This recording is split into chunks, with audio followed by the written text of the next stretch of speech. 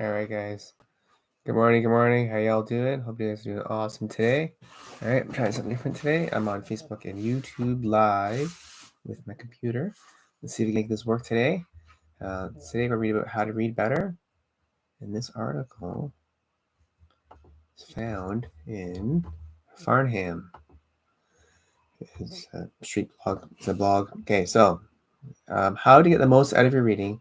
It doesn't matter if it's a book, article, or academic paper. We cover quitting the levels of reading, choosing great books, providing great comprehension and recall. This entry's in. There we go. In my whole life, I have known no wise people over a broad subject area who did not read all the time. None, zero. So, Charlie Munger.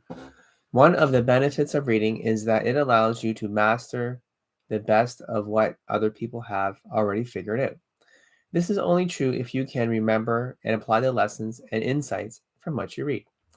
Let's explore the tested insights that we found to be most helpful. Quit books. Bad books are a grind. Good books almost read themselves. When you pick up a good book, you feel it instantly. Not only are they well written and packed with ideas and insight, but they are well organized. You want to read the next page. Start books quickly and give them up easily. Our desire to finish what we started sometimes works against us.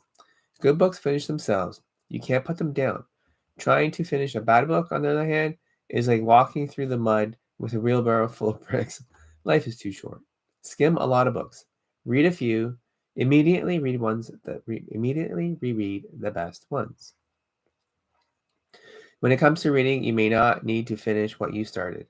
Once you realize that you can quit bad books, or reading anything for that matter, without guilt, everything changes. Put a bad book down creates the opportunity and space for a great book.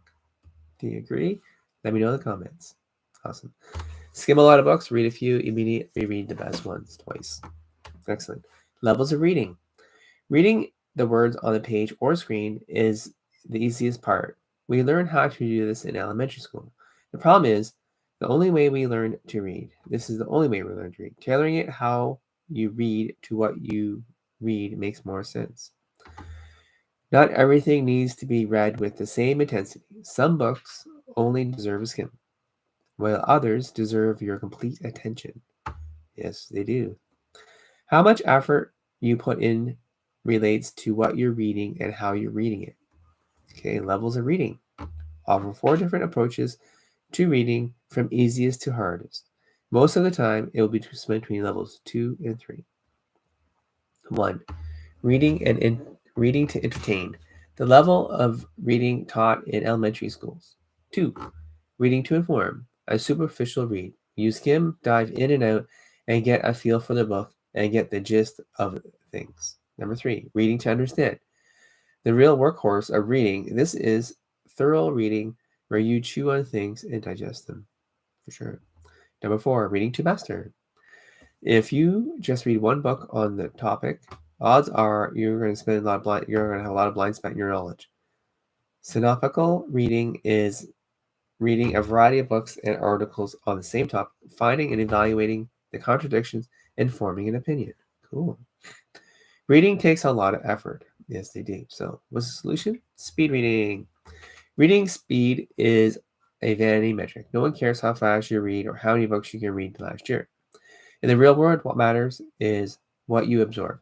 Skimming broad to find something worth reading, then dive in slowly and deeply. Interesting. Choose great books.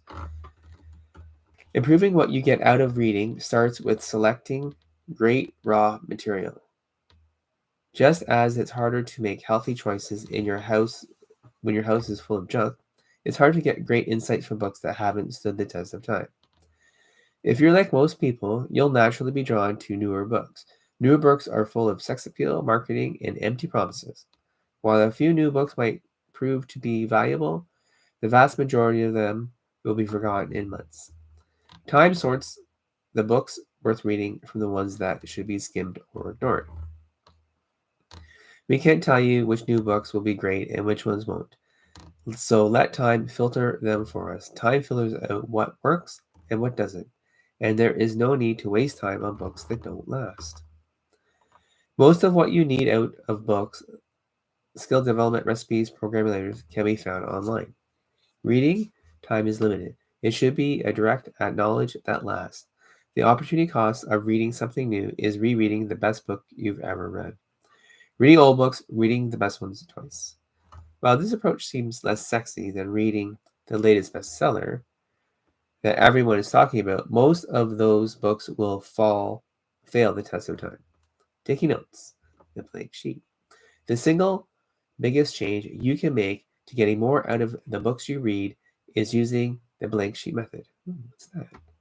Over the years, I've tested multiple approaches, and this one works best for simplifying and effectiveness. It will 10x your comprehension overnight. What's this? Let's go check it out. The blank sheet primes your brain for what you're about to read and shows you what you're learning.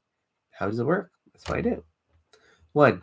Before you start reading a new book, take out a blank sheet of paper. Pretty simple. Write down what you know about the book, subject you've read about, you're reading about. Mind map, if you will.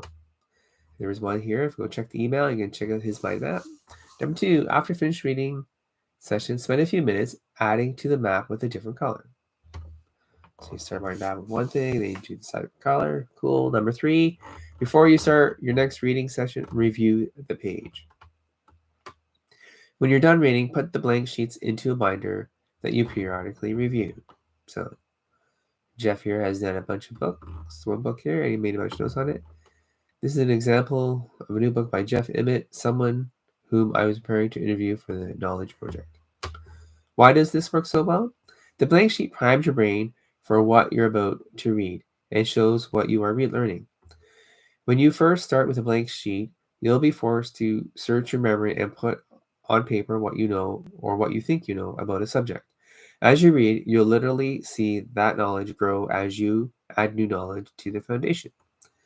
Often, you'll even remove things you thought you knew. Interesting. Review what you know about the subject as well as you learned before reading session. Not only improves memory and recall, but helps connect ideas. Most of the early connections come from putting the author's raw material on your foundation. If you don't know anything about the subject before you start, don't worry. You'll be able to borrow scaffolding in the book to get you started.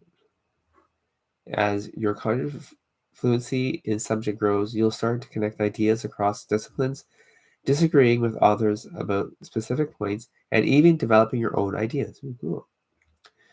When you're done with the book, put the page into a binder. Review the binder every few months. The last step is essential for establishing deep fluency and connecting ideas across disciplines. All right, guys, that's it for today. There's more to the article here. If you guys want to check out the email, please do. And excellent. Thank you guys for being here today. Awesome. And if you want to go check out, be part of my email list, just go to www.thepositivelifebook.com and you can sign up there. Thanks, guys. And if you're on YouTube, check the link below and obviously subscribe. Awesome. Thanks, guys. Have a great one. Bye.